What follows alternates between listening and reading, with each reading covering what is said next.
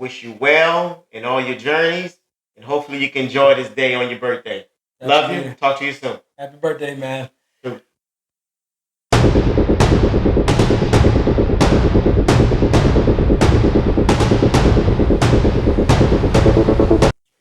Well, all right, Jay. Think we about ready to do this, sir? Yeah, let's do it. Well, hey, we just want to welcome you guys back to Macho Ranch TOSO Experience. My name is Marlo. Have my brother here, Jay. Hello. Yes, if you caught part one, we talked about what happens when a man heals. Today, we're talking about the work that we have to put in as men. Because awareness is one thing, doing the work is another. Here's the truth: most men know something's off. They feel the tension, they feel the distance, they feel the anger rise faster than it should, but they don't know what to do next. Think about that. I'm a man. I experienced a lot of things as well up until my time. At 55 years of age. And that here's this, but they don't know what to do next, as I mentioned. And statistically, that silence is costing us. Men account for 75% of suicide deaths in the U.S. Yet men are significantly less likely to seek counseling or emotional support. That tells me something. That tells us something. Yeah.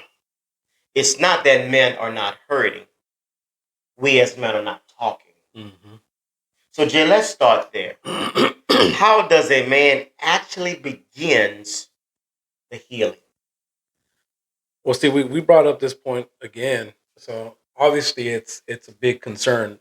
For 75% of the suicide deaths are men. We said that in the last podcast, and we're iterating it again. We're letting you know again that's a huge number. It is. Of suicides being males, and it can contribute to multiple things, a lot of factors. It can be, like you said, we're not getting the counseling we need, but then I know I'm going a little off subject here or off script, but I've seen a lot in the LGBTQ community also. Yes. True, True. That accounts for even though they claim they're women or whatnot, they're still Correct. men.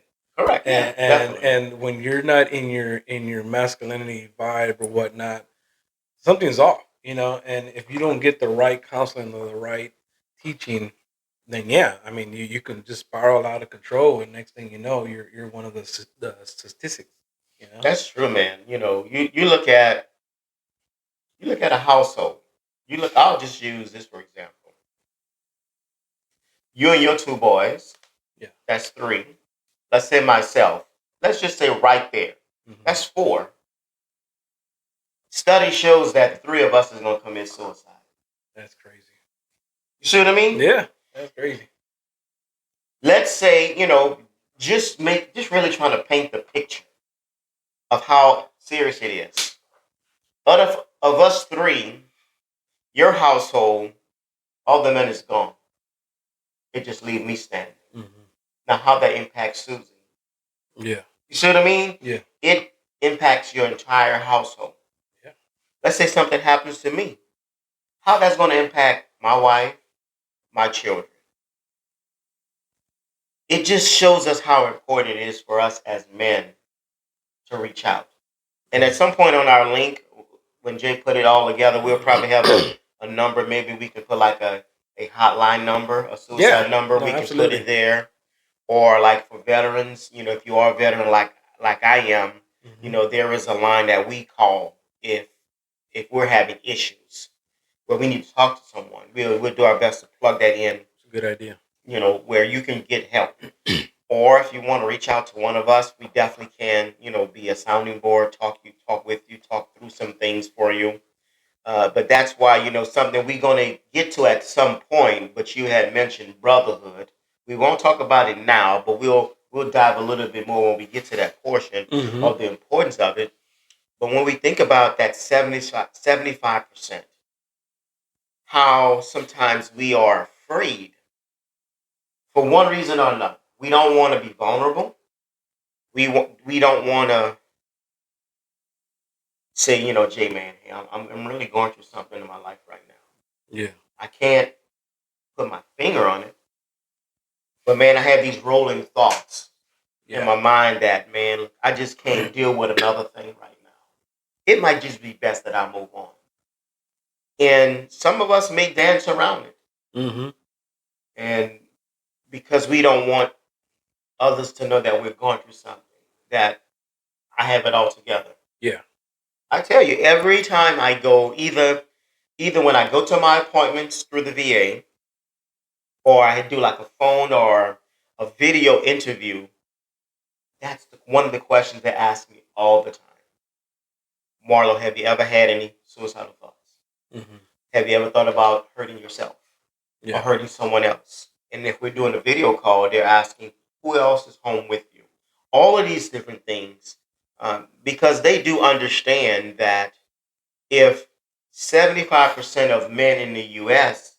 commit suicide, I don't know what that number is among soldiers, whether it's male or female, but I'm always sure that number is high too. Yeah, I can imagine. And being a veteran, seeing different things, being exposed to different things, and maybe not getting the care you really need, or not taking advantage of the care that is available, can bring us to that point where we figure out, man, look, it's best for me just to go ahead on and move on. Yeah. But yeah, man. Yeah. I think a lot of times you feel you're a burden and you're better off. Mm-hmm.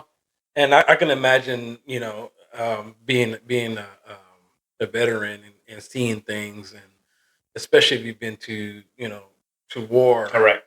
Correct. It just makes it easy because you've already had grown some kind of callous, Oh yeah, definitely. in Definitely. that emotional Definitely. part.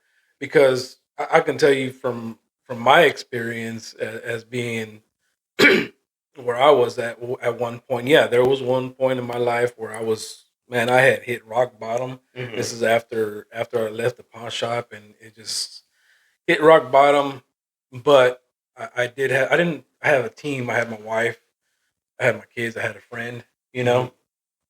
Um, and yeah, there was one time in my life where that crossed my mind, and I said, I'm going to do it, Yeah. and in my thinking was, okay, I'm going to get life insurance, Right. Yeah. pay for it for a while, and Yeah. then, but my kids, my wife, they'll be set. Right. Yeah. He's still trying to be the provider, but Yeah. going about it the wrong Yeah. way, Going by the wrong way. and I was already taking those steps in that direction, but thankfully I didn't do it. True. Other things came up that occupied my mind, Correct. and took me off from that. So, I'm thankful to God for that, because I Oh wouldn't yeah. have been here. And you think about it sometimes. It's like, oh, they'll be better off without me. It's like, no, what I'm saying, like, no, that's Yeah. that's a lie. That's a lie from It's the a, enemy. that The definitely enemy's is a lying, lie. and he tells you, hey, they'll be better off without you. Because now they're having money coming in, or they'll have your whatever life insurance policy. You know, they'll be set. Right. Right. You're just a burden, and I'm pretty sure a lot of men hear that. Oh yeah. And it's probably even worse if you have a spouse that's talking that into you. Yeah. You That's true, know. man. Just think about that. Just think about what you said. You was rationalizing it. Mm-hmm. You were putting a plan in place. Mm-hmm. How many of those 75% of men that commit suicide are thinking on that same line? Yeah. Let me get this insurance policy squared away. Yeah. Let me go ahead and pay some of these bills off. Let me get some things in motion. So Mm-hmm. when I'm going, they'll be fine. But we cannot put a monetary value on life. That's true. you know, which we do because we think, okay, they'll be fine. I got this $1 million policy. That'll be good. No, but you're not there Mm-hmm. as the father, as the husband, as the son, as the friend. And how many times stories, whether it's on the news or at a funeral or just in conversations that we may have heard or even had, that someone took their life. Yeah. Man, I was just talking to him yesterday. Mm-hmm. Man, I've been going to his house every Sunday for the football game. Man, he never mentioned nothing like that. Yeah. Or we have all types of conversations. He never gave me any inclination that he was going through something. Mm-hmm. But that goes to show us how we as men can camouflage the hurt, Yeah. the pain, the frustrations, the confusion in everyday life. Mm-hmm. How we can camouflage it. I can live a life, I can laugh, smile, joke, have fun, and do all the things that we do, but you'll never know that on the inside, I'm dealing with something. I'm hurting. And there are some that's probably listening right now that is in that place right now. It's like, man, I want to be that man specifically, but it could also be a woman too. Man, I need to be healed. I'm going through some things that I can't do it alone. Yeah. But it's encouraging for all of us that we don't have to do it alone. Mm-hmm. That's a choice. We have an opportunity to reach out to those that are very close to us, that we may call a brother, we may call a friend, we may call a confidant, someone we rely on, we depend on, and we may just have to pull them aside for one moment.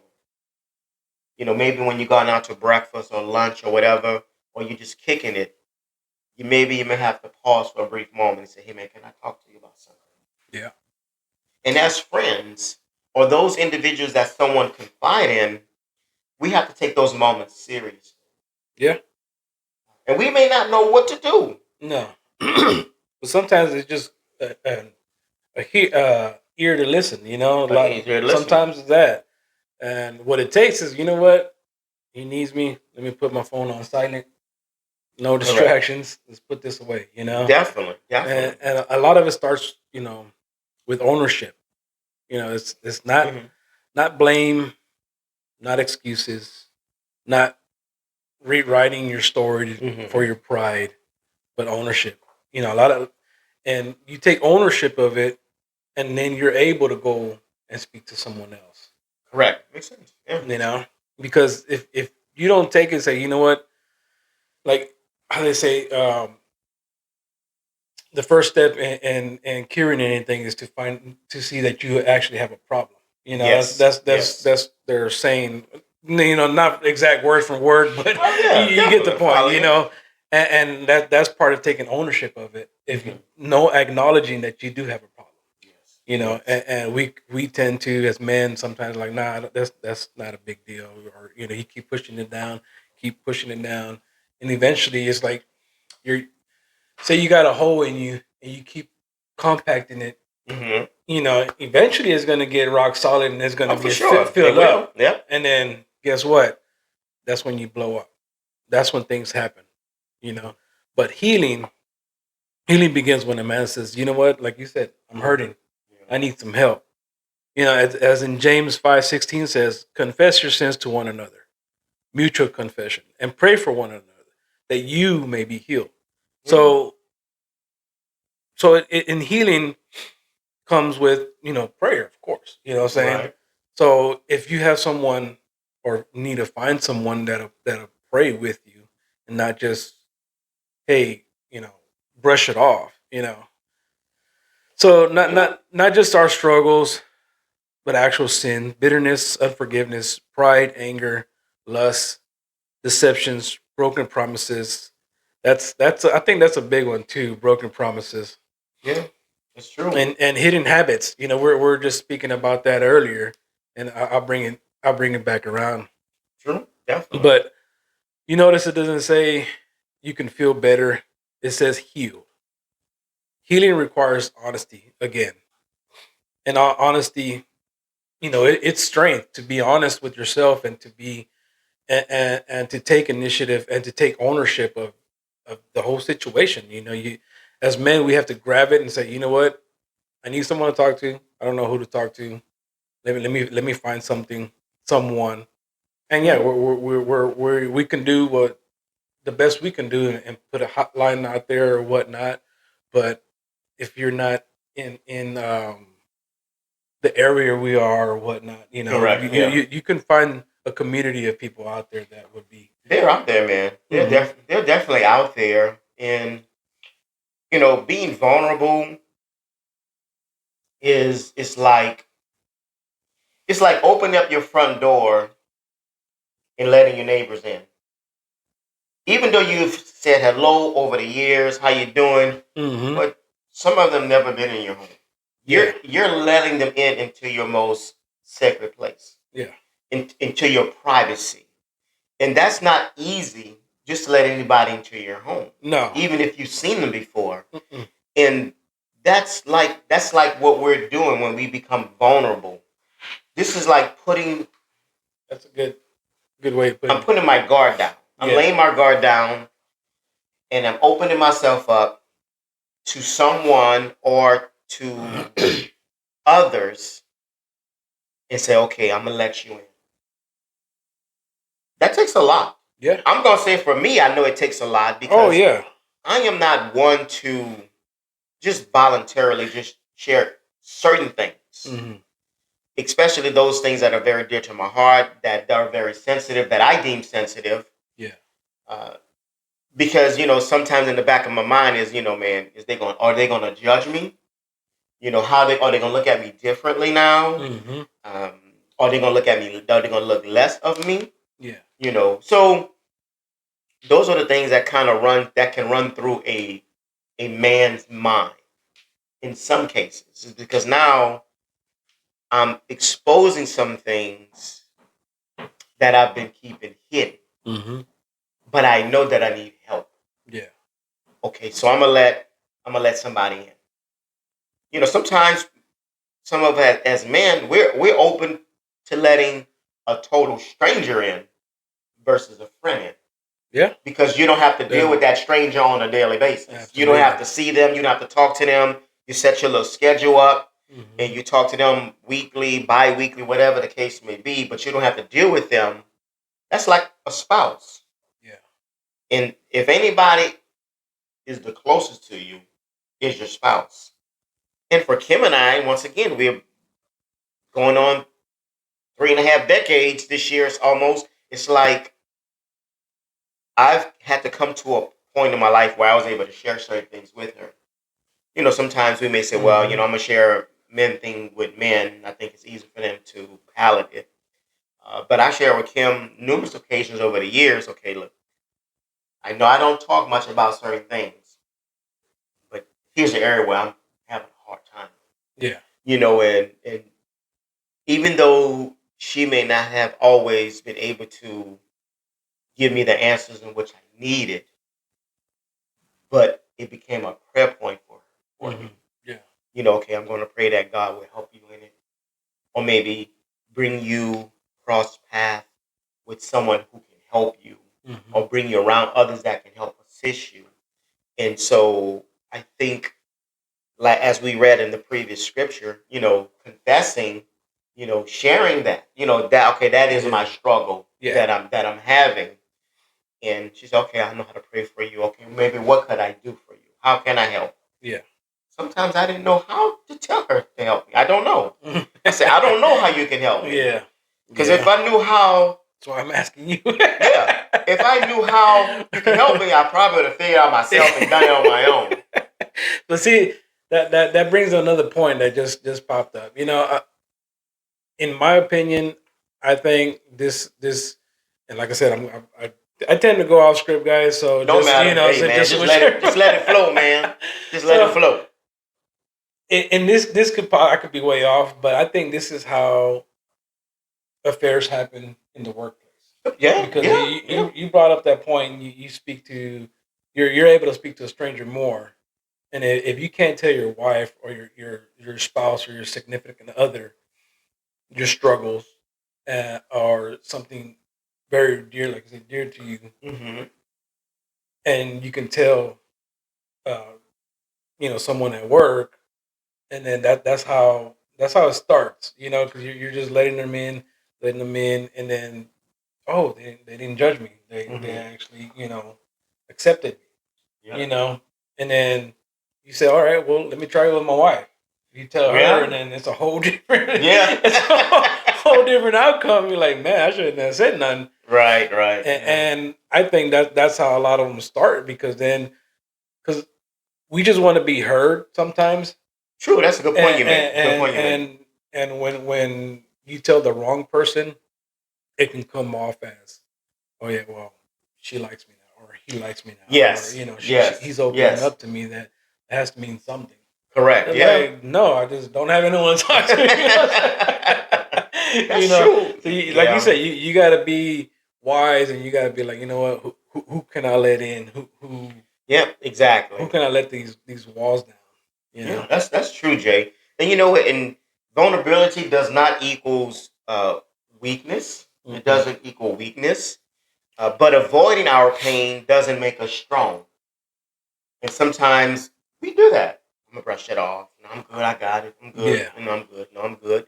But at some point, that's gonna surface Yeah. again. Yeah. That's like sweeping dust under a rug.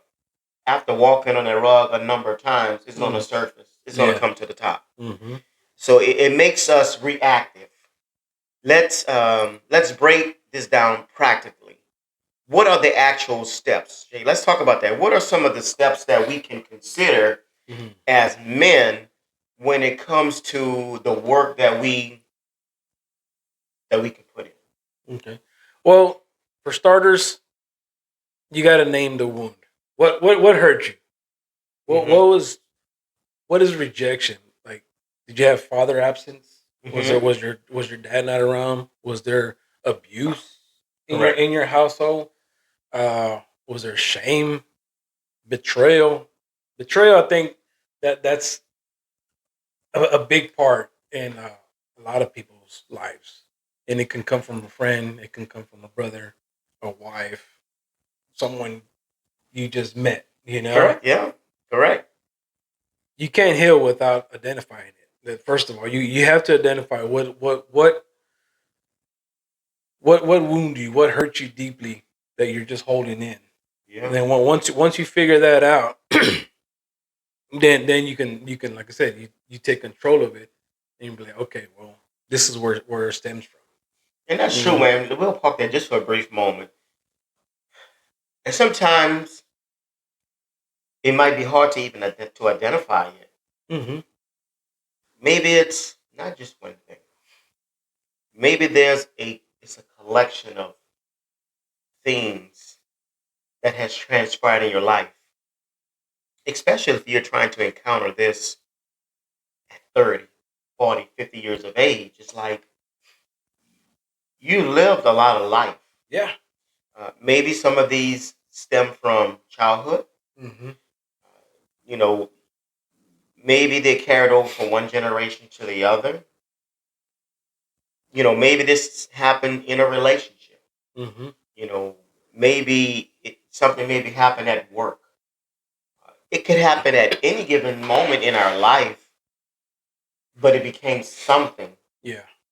that has triggered something that put us in a place that we might be today.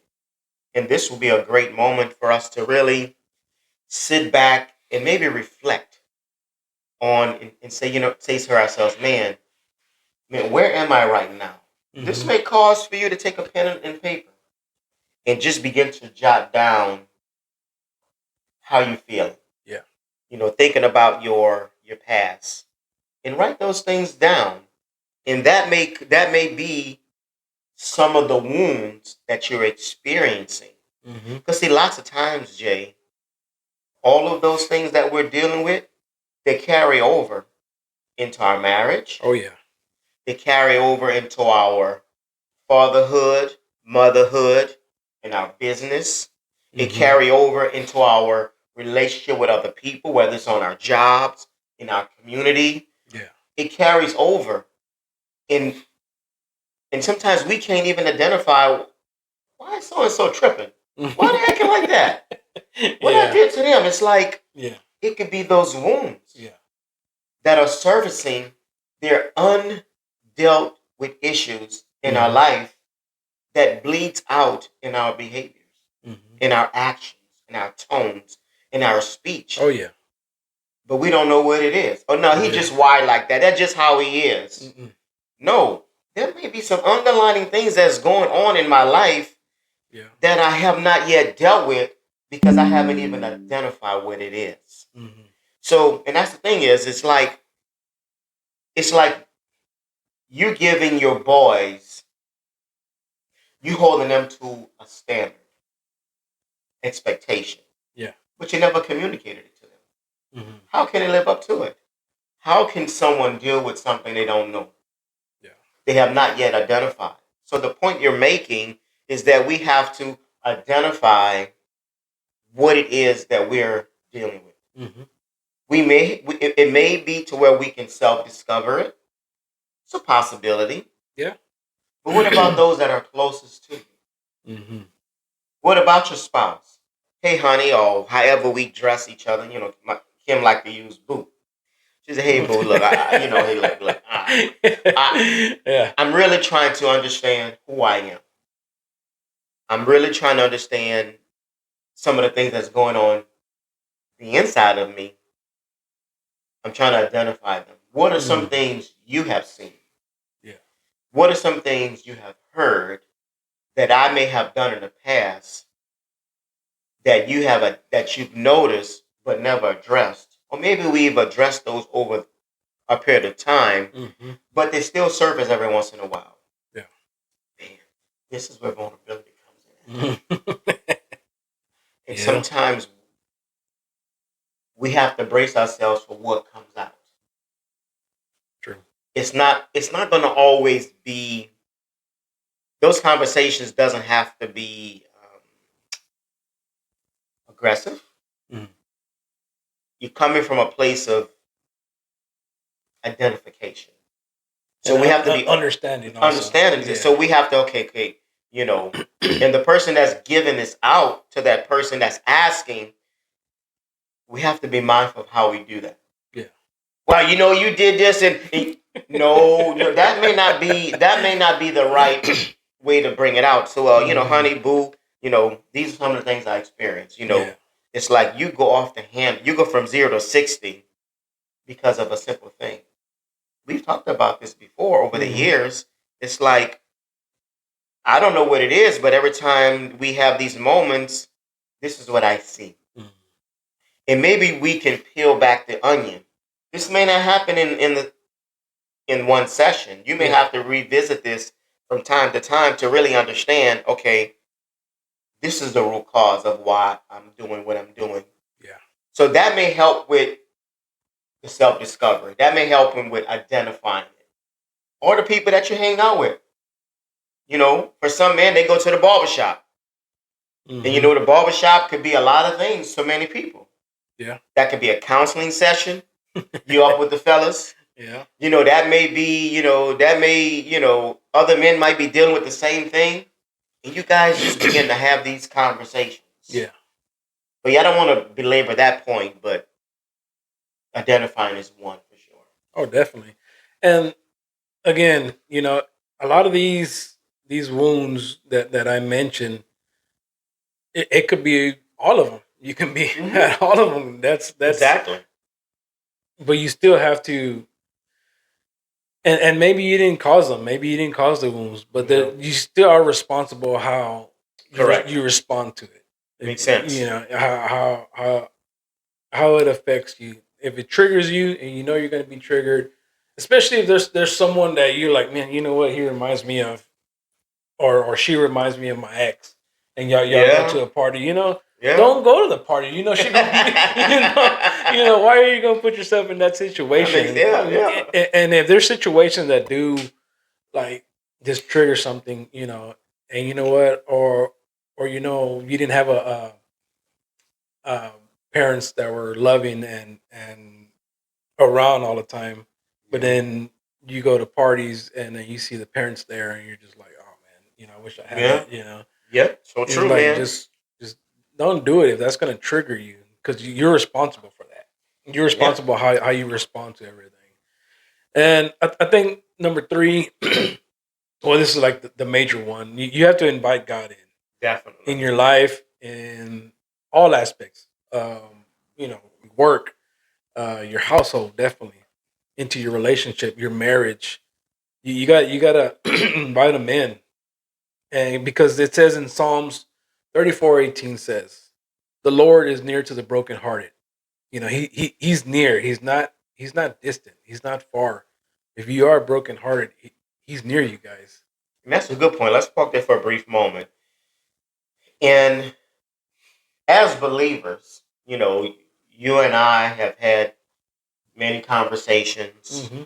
over the past few months. And even when, before we even begin our podcast, sometimes we'll sit down with your wife, Susie, and Yeah. we're just having a normal conversations. Hmm. And we've all come to an understanding that we definitely have to invoke the Lord in our everyday, in our lives. Yeah.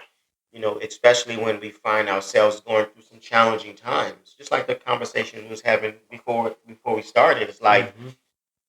yes, we see things, we hear things, but we have to go to the Father. Yeah. We have to go to the Father. And I'll just share this with those that are listening. You may not be a believer, or you may be a believer. But my prayer is that if you're not and you're seeking help, and you say, man, I don't know much about the God you all are talking about, but I need help, and I need the Lord in my life. Yeah. This is a good moment for you right now where you can say, Lord, I call on your name. I want you to be a part of who I am as a person. I don't know much about you, but I want to know about you. I want you to come into my life. I want you to lead and guide my decisions and what I do. And, walk with me in the midst of what I'm facing and what I'm going through. And I tell you, when you begin to just follow the things of God, open up the scriptures, open up the Bible, begin to pray and begin to commune with Him and have a relationship with Him. As Jay mentioned in Psalms 34 and 18, the Lord is near to the brokenhearted. He Yeah. is right there. Yeah. He's omnipresent. He's not distant. You don't have to do this alone.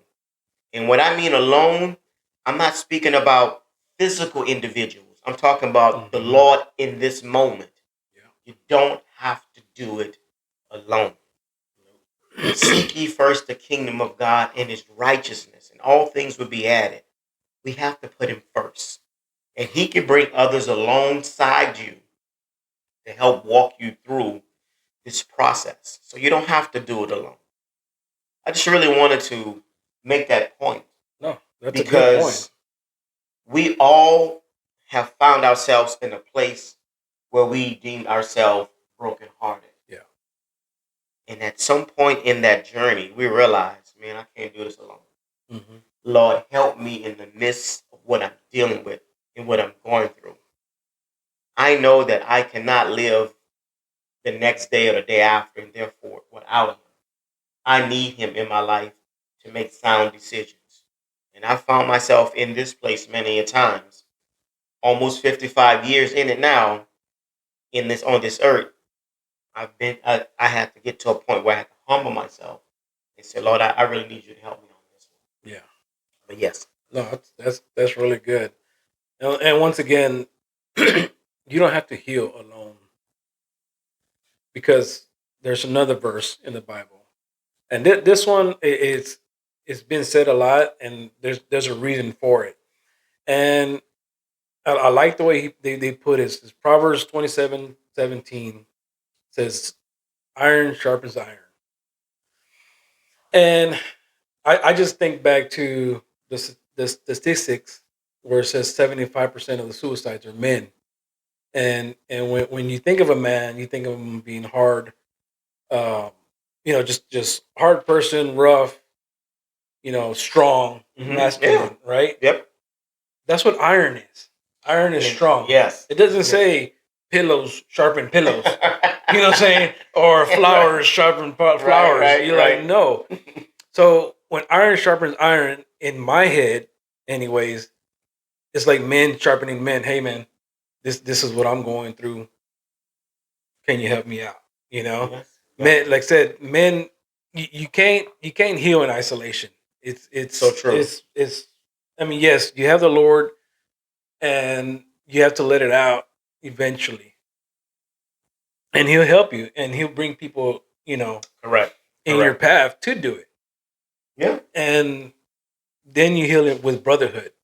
So, what is that like for you? Brotherhood? Brotherhood. Brotherhood, man. I tell you, I can recall many years ago, especially when I was coming to the military. Yeah. I was always in an all male unit, Okay. so we rarely interacted with females unless we did things outside of the unit within itself. Gotcha. And that brotherhood really taught me a lot. For one, it was of different nationalities. Something that I really didn't grow up with different nationalities. It was just a black community. Yeah. We dealt with one another. But when I went to the military, I really realized and understood that men comes in all shapes, sizes, colors, and forms, in different cultures and backgrounds. And it was just something about, even in the different units that I were in, even though they weren't all very lengthy time frames, Yeah. but it's something about men being able to talk to men straight up, just being honest with each other, being open to one another, and really sharing the tough things, and really holding each accountable for their actions. Yeah. The military could be very abrasive in some sense. It's like, for some, they didn't hold their tongue. They told you exactly like it was. They use all forms of language in a sense of driving the point. Yeah. Uh, Even though the verbiage may not always been the best, but the message beyond behind what they were saying resonated. In many ways, it made me grow up to be a better man, to be a better individual, to be a better father, to be a better teammate, to be a better brother. And that's something I think that really helped me in my discipline around men. Yeah. You know, yes, to a default, we had this macho-ness that we always had to be strong. That's the downside to some brotherhoods. It's like you always have to be strong. But the brotherhood that I desire to have now are men that could be honest, that can be authentic. Yeah. That can be intentional. That's saying, hey, look, man, look, this is where I am. You know, we can have fun, we can do barbecues, we can play ball, we can do all these things. But when I ask the question, hey, Jay, man, you know, what's been your motivation this week? My expectation is for Jay to be honest with me. My thing is, says, Jay, how you doing? Better yet, Jay, how you really doing? Yeah. I'm not just asking from a general perspective. I am really asking, how are you really doing? And if we have made a connection where trust has been built and established, you may say, man, I think I can share this with Marlon. Hey, man, overall my day is going good. But I tell you, man, earlier this week, man, I was struggling with some things, man. These are some things that's been on my mind, man. With Susie. Yeah, exactly. Let's say, Susie and I, man, we had a challenging conversation where we didn't see eye to eye. Yeah. And I've been struggling with that. Now, I don't need to know the details of the conversation. Yeah. But I'm thankful enough that you're able to share that with me. And it may not, as a brother in the faith, it may not necessarily call for me to say, Jay, well, it says this in chapter so and so and verse so and so. It may just me listening. Yeah. You see what I mean? Yeah. It may be, man, you know what, man, be encouraged with that, man. I'll make sure I keep you guys in prayer. Yeah. That might just be it. Yeah. If you feel the Absolutely. liberty to go into more detail, that's your choice. Yeah. Or I may ask, hey, is there anything in particular how I can pray for you guys for those moments? Mm-hmm. Maybe you do, maybe you don't. And I believe as the brotherhood relationship journey down the road, it may come to a moment and say, hey man, what do you think about this? Yeah.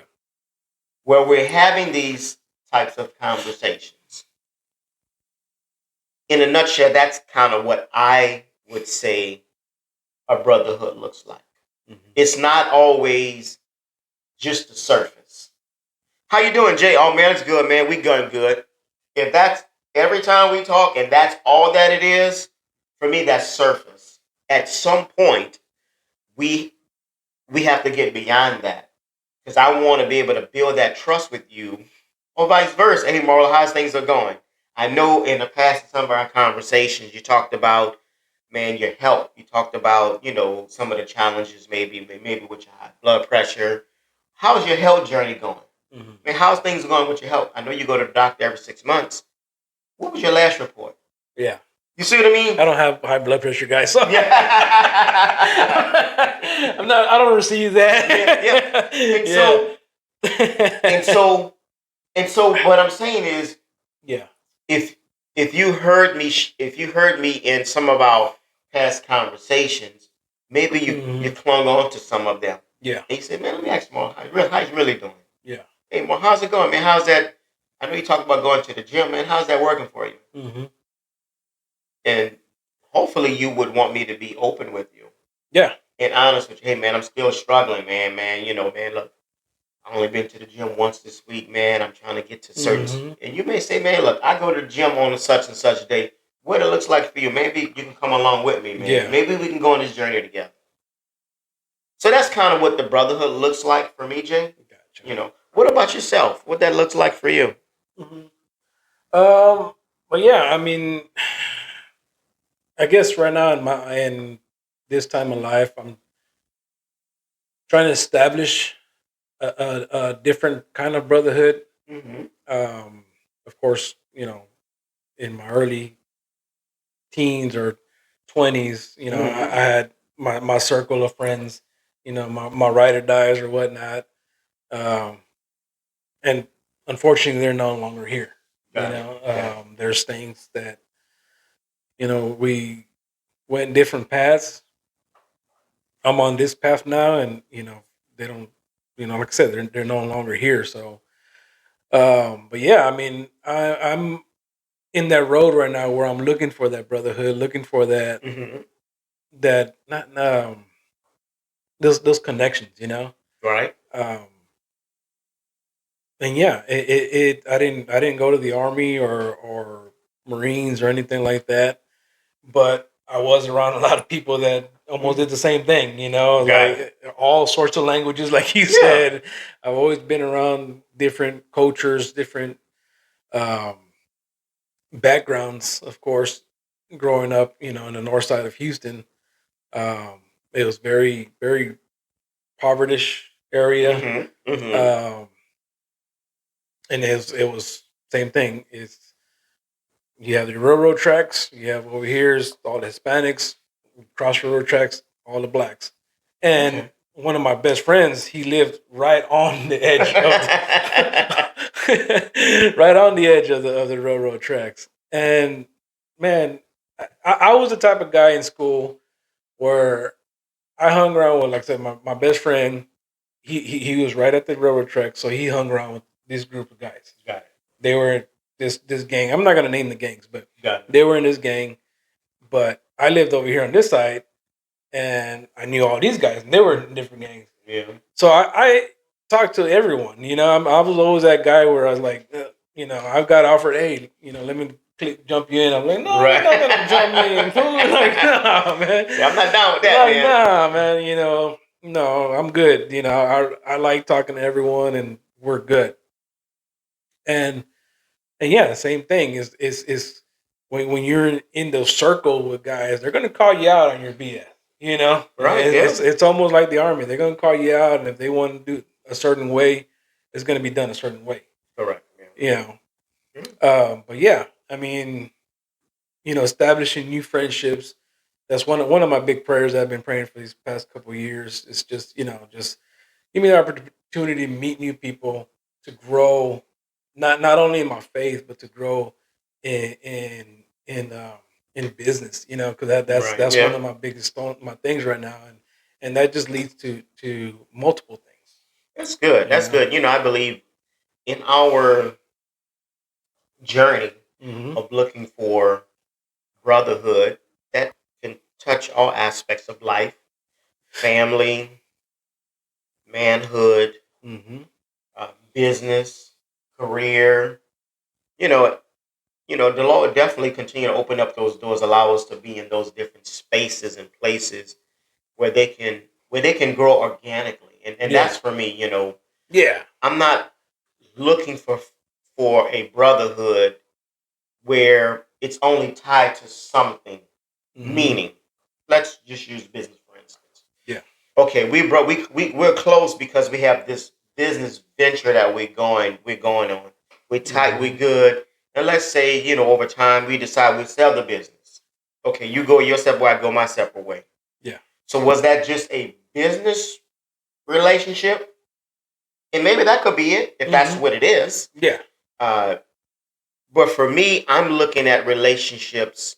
I'm not saying all my relationships has to be a brotherhood. Yeah. What I'm saying, but those like you and I is like, uh, I don't want our relationship just based on The podcast.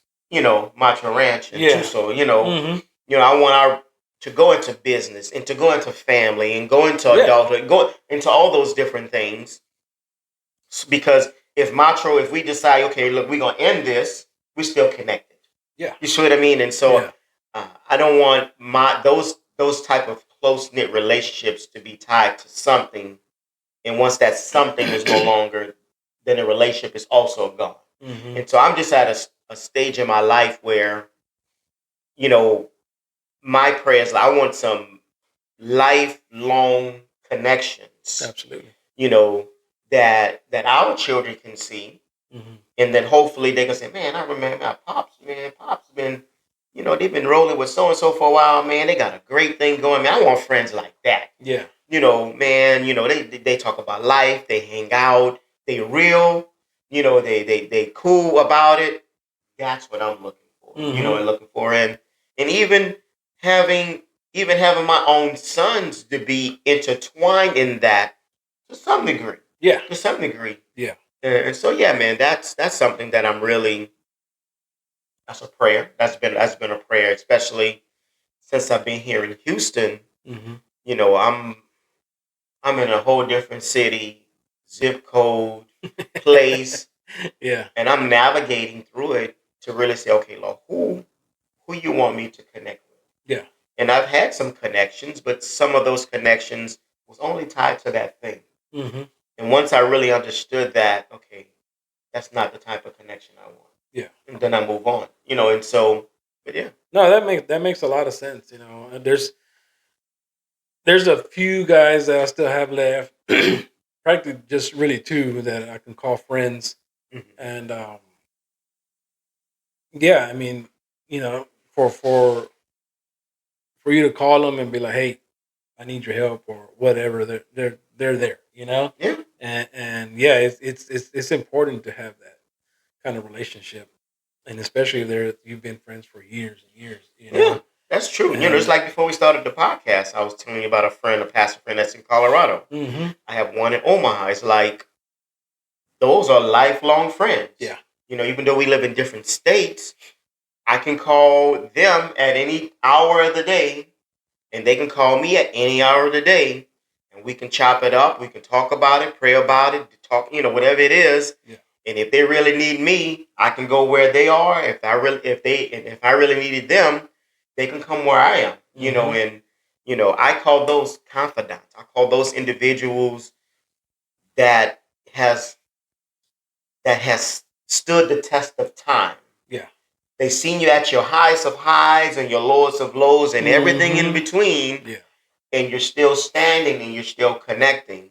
Yeah. We won't have many of those. No. But we may have those. We may have those. And for me, at 55, I still want to. If I could live another 55, I'll be glad. But I want to be able to have some that's going to come along with me. Yeah. And I can be along with them in this journey for sure. Yeah, that's for sure. Definitely. Let's see here. Let's paint this picture. Picture a man who grew up with a father who never affirmed him. Okay, let's picture this. A man who grew up with a father that never affirmed them. No, I am proud of you.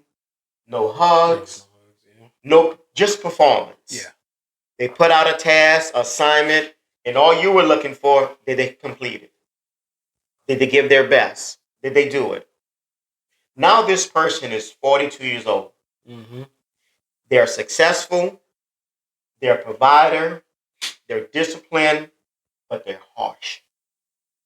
His son spills milk. He overreacts.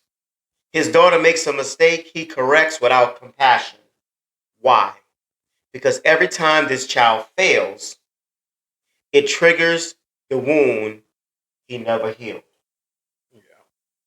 Neuroscience even tells us that unprocessed trauma keeps the brain in fight or flight mode. Interesting. So when something small happens, your body reacts like you're under threat. You're not crazy, you're just triggered. Yeah. But you are responsible. We and I are responsible. Healing looks like that when pausing and saying, the way I was treated hurt me. And I refuse to repeat it. And let me pause you right there. No, go ahead. So another deal. Like I said, I get off script a lot, guys. Easy, no worries. When we go back to you being responsible, I always think about when the officers or someone in the law says, like, you pull that trigger, you're responsible for that bullet. Yes. Wherever it goes. Yeah, true. Yeah. Whether it hits the person you're aiming at or it passes them and hits somebody that you're not aiming at. You're responsible for that bullet. True. The same thing with words. Yes. You're responsible for those words that come out your mouth. That's right. To your kid, to your wife. Yes. Wherever you're aiming it at. And you might be, talking to your wife a certain way and your kids are there. Even though you're not telling them directly, it's still hitting them. Still hitting them. Yes, you're right. So that you gotta take responsibility of what comes out your mouth when you're hurt in these situations. And that's true, man. And that's we can't get those words back. No. Once they out, they out. They're out. Yeah, they out. Like that bullet. Like that bullet. Let me see here. Yeah. I'm trying to recall the scripture. It says, it speaks about this. Life and death is in the power of the tongue. Yes. And that's something about the tongue. The scripture says that's something that we cannot tame ourselves. But it takes the power of the Holy Spirit to help us tame the tongue. Yeah. We are human beings, man, that we can tear someone up with our mouth. The Bible says that blessings and cursings come out of the same. You know what I mean? No, look, absolutely. I can pray for you and cuss you out at the same time. It's something about our ability in using our tongue. Yeah. It takes discipline. It takes the power of the Holy Spirit to give us the discipline not to say the wrong thing. Yeah. And that's what we need. That's what we need God to be a part of us. It's because, man, how many you just think about? I can think about a lot of moments in the heat of the conversations that Kim and I had that I said something I shouldn't have said. Man, that didn't go well. I guarantee you still remembers it. That's so true, man. And so now you're in this damage control mode now. Yeah. Well, that's a good way to See it, damage control. because Yeah. you have said things. Either you have opened up a wound, Mm-hmm. or you've created one, and now we have to deal with that. And that just goes back to taking hold of it, because if you were one of these people that growing up you had negative, words spoken over you, or always, oh, you're stupid, or you're fat, or you're ugly, or whatever, Mm-hmm. whatever the case may be, and you're in adult now, and you have your own family, Yeah. you know, why would you want to do the same thing to your kids? Why would you want to bring that? Say, you know what? In other words, saying, you know Yeah. what? I'm not gonna do that. I'm not True. gonna call them, you know, this and that, because Yeah. life and death is in the power of tongue. I'm a firm believer in that. Yes. It's, Your body does not recognize when you're playing and when you're being serious. correct. Yeah. That's they've had studies on that already. Your Yeah. body does Yeah. not recognize, or your mind and your heart does not recognize if you call yourself fat, or you call yourself stupid all the time. That's true, man. Guess what? Oh yeah, You're gonna be what you say. that's true. And man, like I said, that particular area of just speaking life versus death and what we say Mm-hmm. can carry us into a whole nother topic, because Yeah. that in itself is very powerful within itself, Mm-hmm. man. And maybe that's something we can definitely add at some point. Oh, Maybe absolutely. just watching our words Mm-hmm. in a sense. But yeah, before I go off on We go. another lane, go in the lane. Let me finish this story about this year. This man Yeah. is now 42 Go years ahead. old. It says this: healing looks like that man pausing and saying, "The way I was treated hurt me, and I refuse to repeat it." Mm. That pause breaks generational cycles, There it is. and the generational cycles are real. Research consistently shows that father absence correlates with higher risk of incarceration, substance abuse, depression, school dropout. Not because kids are doomed, but because patterns repeat themselves. It repeats when they're not interrupted. When a man heals, he doesn't just change his life, he rewrites his family's future. That's amazing, man. Especially as men and we're fathers. We've said this before in previous podcasts. We alluded to, man, I see you, man, Johnny, you just like your dad. Now, in most cases, that's not a good thing. Yeah. You see what I mean? Yeah. When you hear that, girl, you Yeah. just like your mama. In most cases, that they're not talking about positive attributes. Yeah. They're talking about negative behaviors, Mm-hmm. attitudes, Worst thing. profanity, drinking, smoking, cussing. Every so often, it may highlight something good. Man, you work, man. You got a good work ethic, just like your father. Yeah. Or he worked just like his daddy. Man, girl, you cook just like your mom. Yeah. But normally, it's not that. It's like, once again, it goes from one generation to the next if it's not interrupted. Mm. And that's something we have to really think about. Is, man, you know what? I've had many conversations with people who says, man, I used to have this in my family, but it stops with me. That causes us to recognize, I see what's happening. I don't want to be like my dad. Yeah. I don't want to be like my mom in those regards. I'm going to have to deal with it. I need help. I'm going to call on my brother. I'm going to call a sister. I'm going to go talk to the pastor. Or, I'm going to make this phone call today. I'm calling that 800 number today. Yeah. We're going to do something different. Yeah. I'm not going to go down this path any longer, any further, without reaching out to someone for some type of help. And once again, it starts with us. It starts with the person that you're looking in the mirror, that looks in the mirror. Yeah. It starts with us. So if you're in a place and you're saying, man, I am tired of looking at the person that I'm looking at, that's having these negative behaviors, having this outlook that's not the real me, make the phone call, send the text, write the email, whatever that may look like for you. Start today. Why not now? You don't even have to continue to look and listen to this podcast. Stop what you're doing. Put it on pause. Come back to it. Come back to it. Yeah, after come the back phone to call. it. Make the call Yeah. and reach out to someone. That's more important than listening to us. I guarantee you that. But yes, Jay, that's kind of, where I am with that, man. It's like we have to take action. Absolutely. We have to begin to put the work in. Mm-hmm. And that's a good point. You get to help where they can help you.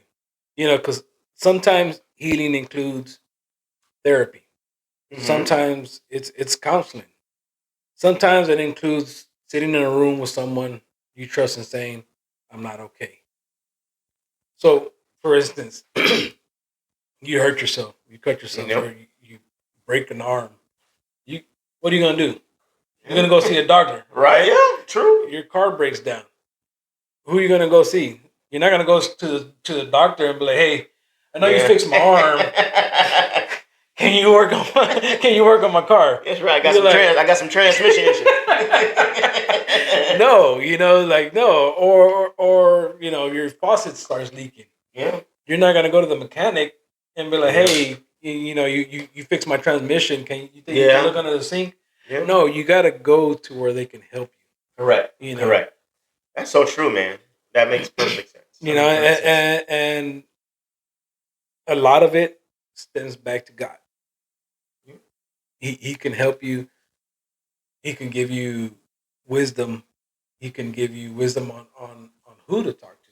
Yeah. Or discernment also, because you can probably get a phone call and or you're like, you know what, I'm gonna call him today. Mm-hmm. And he holds you off. No, not today. Yeah. Why? Because maybe the person you do call, maybe they're having a bad day. Yeah. And they're not gonna give you the help that you really need because of that. Yeah, that's true. That's good. And but in 2 Corinthians 12:9 says, "My grace is sufficient for you, for my power is made perfect in his weakness." God doesn't work through pretending. He works through surrendered honesty. So that's good. He works when you're weak. That's when he works the most. Definitely. Because if you're almighty and you're all powerful, then God's like, well, what do you need me for? What do you need me for? Exactly. But when you're vulnerable and you just, all you can do is lift your hands and say, "Lord, I'm here. Yeah. You're all I got." Sometimes that's all the people have. Just so this is all I got. That just showing them you're weak. You're in your weakness. You're in your vulnerable state, and that's when he can work. That's so true. Sometimes we exhaust all our other resources. Yeah. And so, Lord, I'm still here. Mm-hmm. That's like the woman.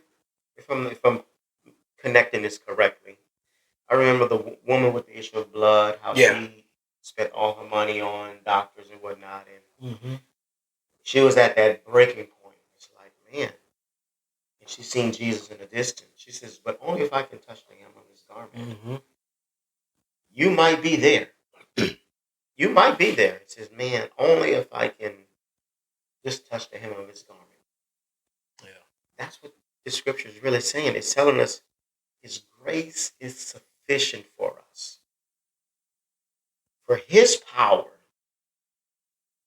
is made perfect in our weakness. Mm-hmm. If you're struggling emotionally with something on the inside, that's our weakness. But his grace is sufficient, for his power is made perfect for that. Let's think about this. Here's a shift for us. Before our healing, and this may be some of you right now, and I know I can contest in some of these things prior to my own healing in different areas of my life. Before my healing or your healing, you reacted. You defend. You dominate. you shut down. After healing takes place, we pause, we listen, we apologize, we lead calmly. Healing isn't becoming softer, it's becoming safer. And safety changes everything. When a man owns his pain and invites accountability, his wife exhales. His children open up. His leadership stabilizes. His work isn't flashy, it's daily. Choosing reflection over reaction. Choosing prayer over pride. Choosing brotherhood over isolation. Just think about those few things that I shared. A lot of this is based on choice. We have to choose to want to be healed. We have to choose it. And when we choose it, we can change the course of who we are. And the last one I really love, and we talked about it before, and it came out many times, choosing brotherhood over isolation, meaning we don't have to do it alone. And for some of you listening, it might be sisterhood. It might be that. Yeah. It might be sisterhood. You might be listening and says, man, man, my husband can probably sure use this. or my son can probably use this. Yeah. But you might be able to use this. Or you know someone who possibly could. Maybe another lady or so. But I just think it's something for us to really ponder on. Absolutely. And I'll go back to where you're saying before healing, you would just react. You'd always be defend, you dominate, and you shut down. Then after you healing, you tend to pause, you listen, and you apologize. And that is so true. That it was in my life. I'm a living testimony on that. So I think I mentioned in one of the other podcasts, um, not growing up. I'm sorry. When being an early father, and all you knew was, hey, you did something wrong, you get a whooping. You know, you get a whooping. And I brought that into my family. Especially with my older son. And there was a point where, and I can feel it, and he felt it too, where instead of whooping them out of anger, I whooped them out of love. Right. And that's when it really, like, our whole family shifted. Because there was one time I whooped him because he was doing bad in school. He was acting up in school. And I think it was more of embarrassment because the teachers would call us and this and that. We're like, oh my gosh, that I think that's where it leads, where you're just embarrassed, and because I was a clown in school, I'm like, I was just remembering this the other day.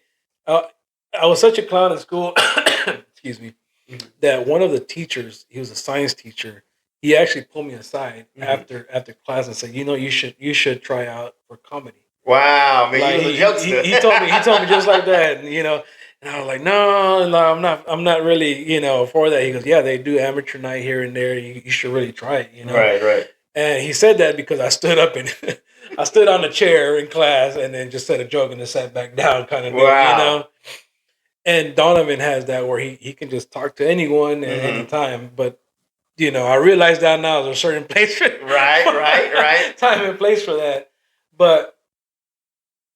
That, like I said, back to that where there was a time where I whooped them out of anger, and then just a little bit after that, like almost in the same week, I said, you know what, I can't do that no more because it's not changing him, it's not doing anything, right. Yeah. And there was a time where I said, you know what, son, I gave it the whole day. It was like in the morning when they called us, they said you can come get him out of school. It's like, no, I'm gonna leave him in there, and you have all day to cool down, and really reflect and say, okay, how am I gonna handle this? That's good. That's wise. So I did that, and I ended up whooping him again. But I told him, I sat him down and said, look, and now I know, I realize as a father, when they say this is gonna hurt me more than it hurts you, right, because it did, right, it did. I said I'm not even mad at you anymore, but I need you to understand. That's a good You point, know, man. That's a good point. and yeah, he got a whooping that day, but it changed because he knew I was doing it out of love rather than Out of anger. out of anger. Yeah. And so after healing, you pause. I paused that whole day, That's good, man. and That's I really paused good. and said, you know what? I need to really think about this. How am I going to approach this time? Because obviously these are not working. Mm-hmm. You know, I listened. I listened to God. I listened to my wife, and then after I whooped him, I apologized. Yeah. You know, That's good. That's good, Jane. That's good because, man, that's real. Yeah, it is. That's real. I've had those moments too. Yeah. and I'm bringing my children, because man, life is happening all around you, and then you get a phone call or you hear about your child, and you got so much on your mind, and this situation happens, and you're taking it out. You see what I mean? It's not necessarily just that situation, but it's that and all the other things you're thinking about at the same time, and it's like it's all coming out in that moment. In that moment, and we have to be mindful of that as we are parenting, or even in our relationship with our spouse and others. It's like we're carrying so many other things. Let's just deal with the issue that's at hand. Yeah. Pause, listen, whatever that case, whatever it is we might need to be doing in that moment, and let's just deal with that one without carrying all these other things into that. And I'm guilty of that, man. Numerous of times over the years. It's like I'm dealing with something at work. I'm frustrated with whatever's at work. Yeah. And now I get this phone call. I got to be dealing with this as soon as I walk in the door. Well, you need to deal with this. Oh my goodness! It seems to happen all the time, right? Yeah. Like one thing starts happening, and it just happens on that one day, and it's weird how that happens. You're having a bad day at work. First, you start off, you're running late to work. Oh yeah, that thing starts to snowball. And then you're on your way to work. You're like, oh man, I need gas. It's even worse. You get to work, and then it's just a bad day. And then on the way home, or halfway through work, you get a phone call about your son. I've been in those situations. Oh man. Yeah. And that's just real life, Jay. That's the life of a parent. That's just life of a mother and a father. It's not limited to just men, but that's. But again, you get the two halves here. You get if you're healed, and if you're not healed. Because if you're not healed and you're not taking care of what's at hand, like you said again, you tend to react a certain way. Yes. You get defensive, and then you get dominant, and then you shut down. But if you're healed, then you're like, okay, you know what? Yes, it's a bad day, but hey, I'm late for work. I got a job though. Right. You know? Oh man, my car needs gas. Hey, I got a car. You know what I'm saying? Definitely. That's talking from a healed person already. And once you start looking at life that way, then okay, you're starting to heal yourself. You're starting to be let down your wall again. You're like, you know what? Okay, let's lead. Let's take a different approach, especially when I get home. Get home, definitely. And I tell you, you've already shared, your personal story, which was our next point. So here's our challenge, for us in our part 2. What are you avoiding? Let's think about that. What are some things in your life right now you are avoiding to have a conversation, to make the call, or whatever it is that you might be dealing with? Who do you need to talk to? Do you need to talk to a professional? Do you need to talk to someone professional, whether that's in a medical field that deals with mental health issues, or you need to speak to a spiritual professional, maybe someone in your church, maybe a brother or sister or a friend? Where do you need to take ownership? We spoke about that earlier. What areas do we need to take ownership? At the end of the day, we own that as an individual. We own that. It's no one else's responsibility. Healing isn't instant. So when we think about you cut yourself, no matter, you fall down, It's not going to be healed tomorrow. Mm-mm. It's a healing process. Same with us. Good. Same with that. It's a process, but it's intentional. Mm-hmm. We have to be intentional about becoming healed. And most men will die with their wounds. 75%. That's crazy. But not the men. Let's see here. Most men will die with their wounds, but not the man listening to this. Because healed men don't just survive; they multiply strength. They interrupt dysfunction. They model emotional change. And when a man does the work, he becomes dangerous to the cycles of brokenness. That's real strength. That's leadership. And that's how a man actually heals. Let us be intentional. Let us say, today is the day. Today is the day. I take ownership of my bitterness. Mm-hmm. I take ownership of my mistrust. I take ownership of not having my father in my life, not being trustworthy. I take ownership of whatever it is that you have identified or others has helped you identify. Taking ownership of that today.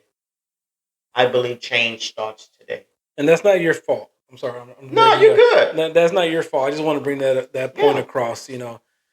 If your father wasn't there, your mother wasn't there, yada yada yada. That's not on you.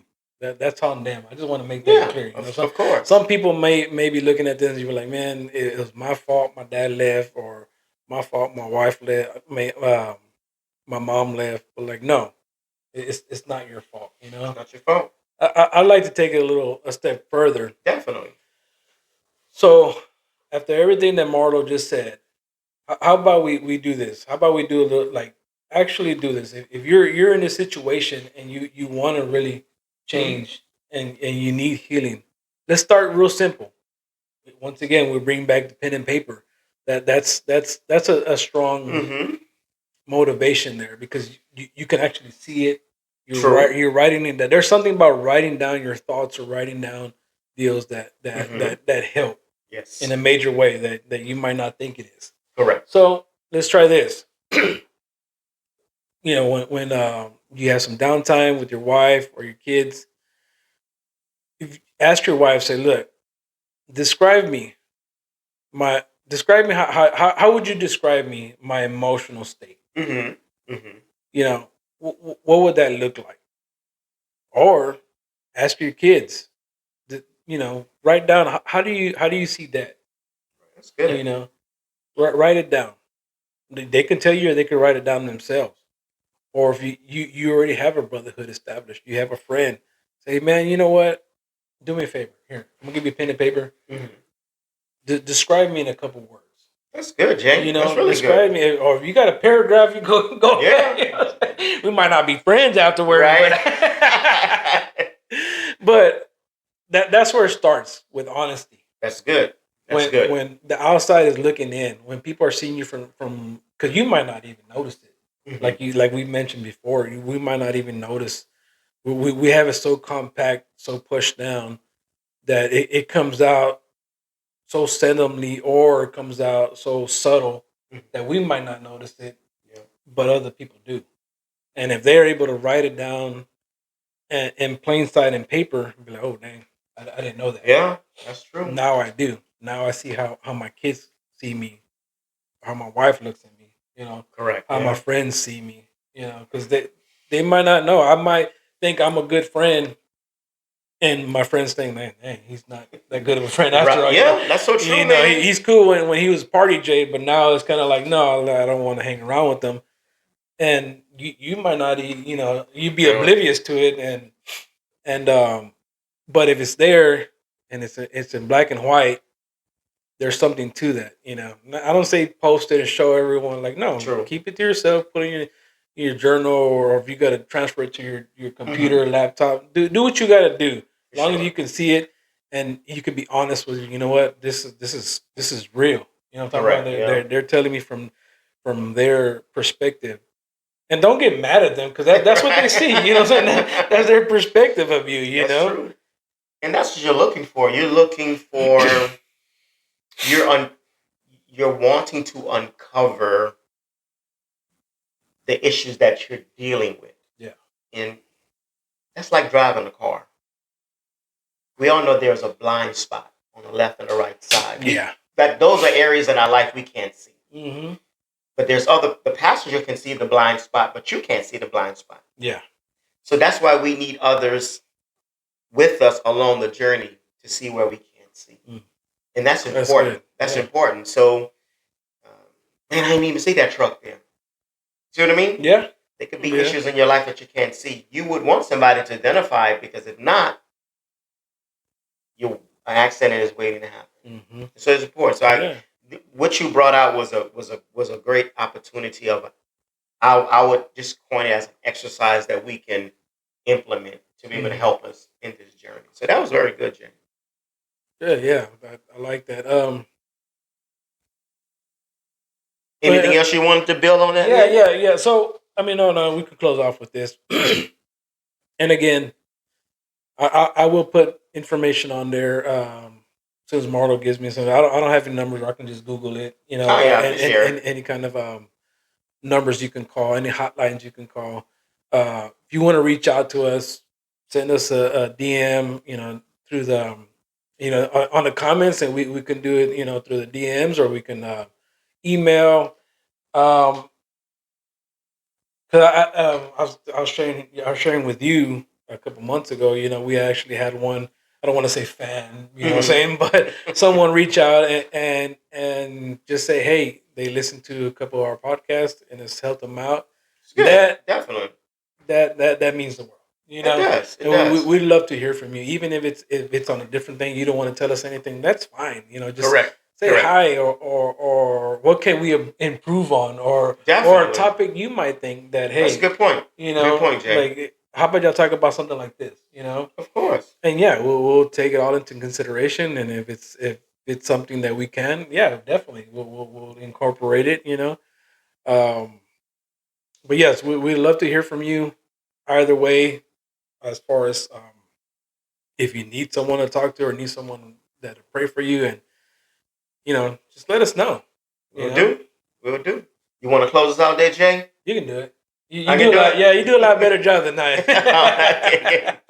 Well, hey, look, we appreciate you guys tuning in, and once again, we thank you from Macho Ranch and TOSO Experience. You guys have a blessed day. We'll talk to you soon. Take care now. I wish you well in all your journeys, and hopefully you can enjoy this day on your birthday. Love you. Talk to you soon. Happy birthday, man.